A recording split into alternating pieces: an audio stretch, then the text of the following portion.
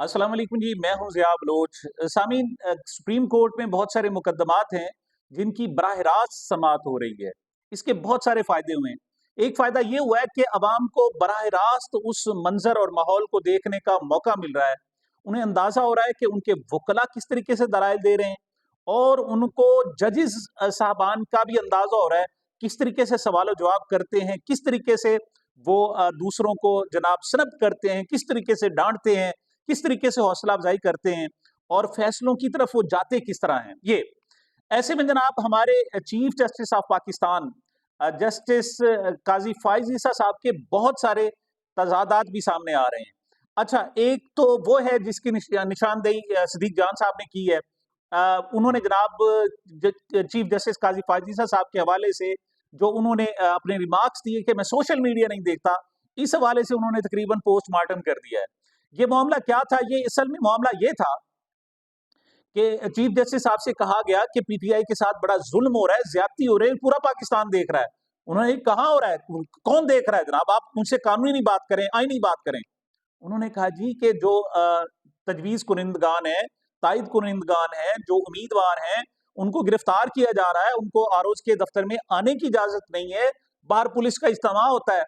उन्होंने कहा नहीं, कोई कंप्लेंट बताओ, कंप्लेंट। उन्होंने कहा जी वो बेचारे कहाँ से कंप्लेंट करें? अच्छा, उनकी कंप्लेंट खुद करें तो नहीं, वो खुद आके करें। जी वो खुद आके कैसे करें? वो तो गिरफ्तार हो गए या लापता कर दिए गए। तो उन्होंने कहा नहीं नहीं नहीं, कोई आप ऐसी बातें नहीं करें आप अपनी बात करें जनाब। खैर डांट दिया। फिर सरदार लतीफ खोसा साहब ने उन्हें कहा कि सरकार मुझे आप इजाजत दें, आप सोशल मीडिया उन्होंने कहा जी मैं सोशल मीडिया नहीं देखता। इस पर जनाब सिद्दीक जान साहब ने कहा है कि चीफ जस्टिस साहब एक तरफ कहते हैं कि वो सोशल मीडिया नहीं देखते, लेकिन उनके अपने कॉल ऑफ फेयर में तजाद है। जो उनके कमेंट्स हैं, जजमेंट्स हैं, इवन सोमोटो नोटिस हैं, वो ये हैं कि वो देखते हैं। मिसाल के तौर पर उन्होंने 3 मिसालें दी है। उन्होंने कहा जी कि उन्होंने एक अखबार, उन्होंने खुद एक रिमार्क्स दिए, बल्कि सोमोटो लिया कि अखबार में मैंने पढ़ा है कि पीटीआई के जो अरकान असेंबली हैं, उनको स्वाबदीदी जनाब फंड दिए गए। इस पर उन्होंने बकायदा नोटिस ले लिया, पीटीआई का दौर था। हालांकि हर हुकूमत अपने अरकान असेंबली को फंड देती है, लेकिन उन्होंने इसको इनिशिएट जब किया, सोमोटो लिया, तो उन्होंने कहा जी मैंने अखबार में पढ़ा है। अच्छा, अब वो मीडिया नहीं देखते तो भला कैसे उनको पता चल गया? साहब ज़ाहिर है उन्होंने खुद उनके अपने मार्क्स हैं। चलें जी, ये मेन स्ट्रीम मीडिया है जनाब, वो सोशल मीडिया नहीं देखते या कम अज कम इलेक्ट्रॉनिक मीडिया नहीं देखते। लेकिन उन्होंने एक और कहा, उन्होंने कहा जी मैंने रात को देखा कि कन्वेंशन सेंटर में इमरान खान साहब बतौर वजीर आजम खिताब कर रहे थे। इस पर भी उनको इतराज था जब इमरान खान साहब की हुकूमत थी कि जनाब वो पार्टी मीटिंग थी, उसके लिए कन्वेंशन सेंटर क्यों इस्तेमाल किया गया, उसके वसाइल क्यों इस्तेमाल किए? बतौर पार्टी हेड वो जनाब वजीर आजम के तौर पर अपनी चीजें कैसे इस्तेमाल करते हैं, हालांकि वो वजीर आजम के तौर पर नहीं बल्कि पार्टी हेड के तौर पर थे, तो वो इस्तेमाल नहीं कर सकते। इस पर भी उन्होंने नोटिस लिया और वजीर आजम की उस वक्त खूब खींचातानी की। इसके अलावा चलेंगे, ये भी एक आप समझे नेशनल मीडिया, लेकिन उन्होंने रिमार्क्स दिए। उन्होंने कहा जी मैं यूट्यूब पर देख रहा था, एक साहब बात कर रहे थे और उन्होंने अबसार आलम साहब की बात की। तो मतलब ये है कि वो सोशल मीडिया भी देखते हैं, वरना कैसे उनको पता होता? लेकिन वो देखते वही हैं जो उनके काम का चीज होते। कहते हैं ना जी, मीठा मीठा हर्फ और कड़वा कड़वा तू। ये हमारे काजी उल कुज़ात साहब का मामला है। ये सिद्दीक जान साहब ने इस हवाले से निशानदेही की। तो जब जनाब सरदार लतीफ खोसा साहब ने कहा कि जनाब चलें आप सोशल मीडिया नहीं देखते, मैं सीडी दिखा देता हूं, इस पर भी उन्हें डांट दिया। आप हमारे सामने सियासी तकरीर ना करें। तो आप जब सुनेंगे नहीं उनकी बात को, उनके मामलात को, जब आपने तय कर लिया होगा कि मैंने जनाब पीटीआई के हक में इमरान खान के हवाले से उन पर जुल्म होता रहे, ज्यादती होती रहे, उनको ऐसी तैसी फिर जाए, उनकी पार्टी तोड़ दी जाए, उस पर जनाब उनको लापता कर दिया जाए, उनको गिरफ्तारियां हो, उन पर 50-50 मुकदमात हो जाए, उनका बानी पर 200 मुकदमात हो जाए, सारे झूठे हों, आपने उसकी बात नहीं करनी। हाँ, आपने ये देखना है कि नवाज शरीफ साहब को रिलीफ कैसे दिया जा सकता है, उनके लिए आसानियां कैसे पैदा की जा सकती हैं। और साथ ये देखना है जनाब, जब वो बात हुई धरना केस, तो जी धरना केस जब हुआ था तो उसमें ये बताएं कि किसने जनाब फैसिलिटेट किया था? जी वो उस वक्त के जनरल थे और जनाब डीजीआईएसआई थे, जनरल कमर जावेद बाजवा थे, फैज हमीद साहब थे। वो अंदर की एक और कोड़ी लाए जनाब, उन्होंने कहा नहीं ये तो जनाब फैसिलिटेटर थे, कर किस लिए रहे थे? जी वो मतलब उनका इशारा था कि वो इमरान खान की हुकूमत लाने के लिए कर रहे थे। मतलब जहां सोचना हो, सोच हो उनकी, तो वो चौथी पुश्त से यानी चौथे तरीके से भी जा सकती है। कान को चाहे 2 ब्लेकें लगा के आप पकड़ना पड़े तो जनाब पकड़ लेते हैं। लेकिन जब सामने देखना हो तो आप सीधा कान भी नहीं पकड़ सकते। वजह क्या है कि आप पर एक जनाब प्रो पीएमएलएन की छाप जो लग चुकी है, और बदकिस्मती से ये गहरी होती जा रही है। हमारी सबकी ख्वाहिश है कि हमारे जो काज़ी उल कुज़्ज़ा है वो जनाब हमारे लिए बेहतरीन हो, हमारे लिए नमूना हो, जैसे जस्टिस इब्राहिम साहब हैं। मतलब हमें एहसास हो कि उनके पास में पहुंचेंगे तो हमें हर सूरत इंसाफ मिलेगा, हर सूरत इंसाफ मिलेगा। लेकिन यहाँ उलट है मामला। जो पीटीआई के लोग हैं वो पहले ही उन्हें पता है कि वो उनके पास जाएंगे तो उल्टा फंस जाएंगे, उल्टा जलील होंगे, उल्टा ख्वार होंगे। और जो आप प्रैक्टिस देख रहे हैं इसमें ये सारी सारी सूरत हाल है जनाब, कि जो भी शख्स कोई पीटीआई की बात करता है, इमरान खान की बात करता है, ऐसे लगता है कि जनाब उनको कोई थोड़ी सी आग लग जाती है। वो मतलब वो इस तरीके से बिहेव करते हैं। और जनाब, और दूसरी तरफ फायदा पहुंचाना हो तो वो ताहयात नाहली केस के हवाले से वो कहते हैं जी यहाँ रास्ता कैसे निकल सकता है, यहाँ रास्ता कैसे निकल सकता है, वो जनाब फलां बलोच के केस में कैसे निकल सकता है, केसरानी साहब के केस में कैसे निकल सकता है जनाब फला। मतलब वो टिल्ट नजर आता है, ये सूरत है। ऐसे में जनाब उन्होंने एक और बात कर दी। उन्होंने जब सरदार लतीफ खोसा लफ्ज सरदार आया तो भड़क उठे जनाब। हालांकि यही सरदार लतीफ खोसा साहब जब दीगर मुकदमात भी उनके सामने पेश होते हैं तो उनके साथ ऐसा रवैया बिल्कुल नहीं होता, उस वक्त नॉर्मल होता है। लेकिन यहाँ चूंकि वो पीटीआई की बात कर रहे थे तो उन्होंने कहा जी पे आपने अपने नाम के साथ सरदार क्यों लगाया हुआ है, पहले तो ये। और मैं हैरान हूं कि सरदार लतीफ खोसा साहब भी मतलब एक्सक्लूसिव रहे, मतलब उन्होंने खुलकर बात नहीं की। उन्होंने कहा जनाब कि उन्होंने कहा जी सरदारी निज़ाम तो हमने 1960 में ख़त्म कर दिया था जनाब, ये नवाबी और सरदारी निज़ाम। तो उनको जनाब वो कहने लगे जी मेरे तो शनाख्ती कार्ड पे लिखा हुआ है सरदार लतीफ़ खोसा, इस वजह से मुकदमे में भी पूरा सरदार लतीफ़ खोसा लिखा गया, मैंने खुद ऐड नहीं किया। उन्होंने यानी एक्सक्लूसिव स्टाइल था। तो इस लिहाज से 2 मामलात हैं। इस पर जनाब मंसूर अली खान साहब ने जो गुफ्तगू की है, उनका कहना ये है कि इसका मतलब है कि जो नाम लिखे जाएँ, वो भी चीफ जस्टिस से पूछ के रखा जाए कि नाम कहाँ रखे जाएँ। तो मामला ऐसे नहीं है, इसको थोड़ा-सा क्लोज़ली ऑब्ज़र्व करने की ज़रूरत है।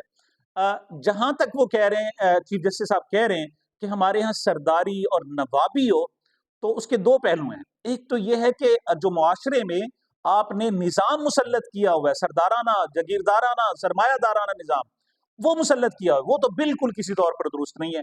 बहुत अच्छी बात है, इसको नहीं होना चाहिए। लेकिन यहाँ तो बात हो रही है जनाब उनके अपने कबीले की, मतलब वो बलोच कबीले से ताल्लुक रखते हैं, बलोच सरदार कहलाते हैं, मतलब वो और उनके एक सिस्टम है, मतलब चलें जी आप उसको भी नहीं मानते, तो आपने अपने नाम के साथ काज़ी फिर क्यों लिखा हुआ है? पहला तज़ाद तो ये है। आप ऐसा करते कि काज़ी ना लिखते जनाब, आपका हर बच्चा पैदा होने वाला बच्चा काज़ी है। वजह क्या है कि काज़ी फैमिली से आप ताल्लुक रखते हैं, वो भी सरदार फैमिली से ताल्लुक रखता है, तो वो सरदार ही लिखेगा। हाँ, दूसरी तरफ आप कहते हैं जनाब चलें इसका एक फैमिली की हद तक तो हुआ, उसको काबिल कबूल है। जैसे कुरान मजीद में भी है कि या अय्युहन्नास इन्ना खलकनाकुम मिन ज़करिन व उन्सा, मैंने तुम इंसानों को जो है मेल और फीमेल से पैदा किया, वजअलनाकुम शुअबन व कबाइल लिताअरफू, कि मैंने फिर अल्लाह ताला ने कहता है कि हमने फिर उसमें जनाब नेशंस बना दी, कौमें बना दी, कबीले बना दिए ताकि तुम पहचाने जाओ। और आखिर में फरमाया इन्ना अक्रमकुम इंदल्लाहि अतकाकुम इन्नल्लाह अलीमुन खबीर, कि तुम में से जो सबसे ज्यादा अल्लाह ताला के नजदीक जो बेहतर है वो है जो तुम में से मुत्तकी है। लेकिन ये तो बात तय है कि वजअलनाकुम शुअबन व कबाइल लिताअरफू, कि अल्लाह ताला ने ये कबीले बनाए हैं ये तारुफ के लिए बनाए, और बहुत अच्छी बात है, ये तारुफ होना चाहिए। लेकिन इसके अंदर जो जात पात का कंसेप्ट है, जो तबकाती तकसीम है, वो नहीं होनी चाहिए। लेकिन काजी साहब अगर इस लिहाज से काजी कहलाते हैं उस पर किसी को एतराज नहीं है।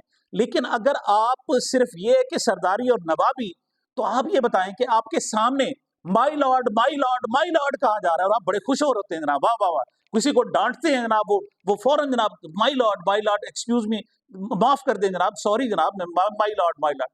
माई लॉर्ड का आप उर्दू तर्जमा देखें तो उसे क्या बनता है, मतलब कोई आका। आप वहां तो बड़े खुश हो रहे होते हैं जनाब। तो इसको भी खत्म करें। जहां आपने चीफ जस्टिस लिखवाने पर पाबंदी आयद कर दी, लेकिन क्या था कि वहां एक खास तबके को खास अंदाज में फायदा पहुंचता था, वहां आपने चीफ जस्टिस लिखवाने पर पाबंदी आयद कर दी।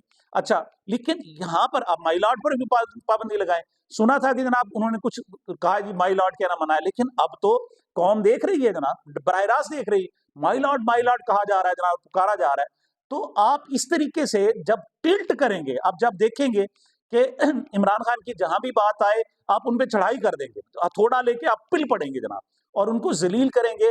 और बल्कि मैं तो ये कहूँ कि ये बराह रास्त तज़लील है, जो पीटीआई के लोगों की दिखाई जा रही है। हालाँकि 60, 70, 80% वो मकबूलियत रखते हैं, इसी वजह से आपको भी जनाब बुरा भला कह रहे हैं। लेकिन आप दूसरी तरफ जब नवाज शरीफ की बात आती है, तो आप कहते हैं नहीं जी, कोई ना कोई रास्ता निकालो कि ताहयात नायल ही नहीं थे, कोई ना कोई जनाब, बाकी सारे कामों को आप छोड़ देते हैं, इस तरफ आ जाते हैं। जो जुल्म हो रहा है, सितम हो रहा है, आप कहते हैं जनाब मैं सोशल मीडिया नहीं देखता, और आपको दिखाने की, बताने की कोशिश की जाती है, तो आप सुनने से इनकार कर देते हैं।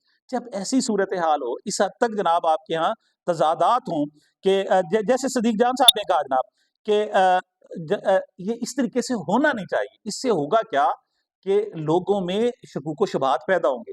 उन्हें पहले हमारी जुडिशरी जो है ना 136वें से 38वें नंबर पर चली गई है।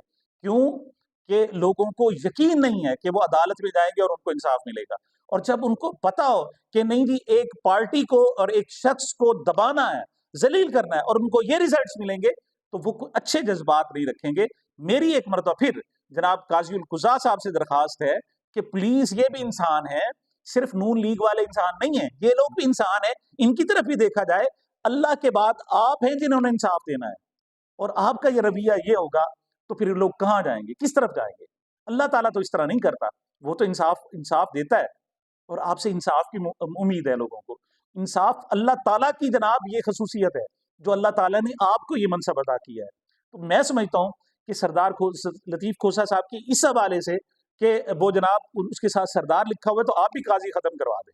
और दूसरा, आप तबक़ाती तक़सीम ख़त्म करना चाहते हैं, और इस तरह की फ़ज़ीलत की आप जनाब नफ़ी कर रहे हैं, तो ये माई लॉर्ड कहलाना बंद कर दें, तभी दुरुस्त होगा। तो सामीन, ये मेरी अब तक की गुज़ारिशात थी। मुझे, मेरे इस चैनल को अपनी मोहब्बतों और दुआओं में याद रखिएगा। मिलते हैं छोटे से वक़्फ़े के बाद।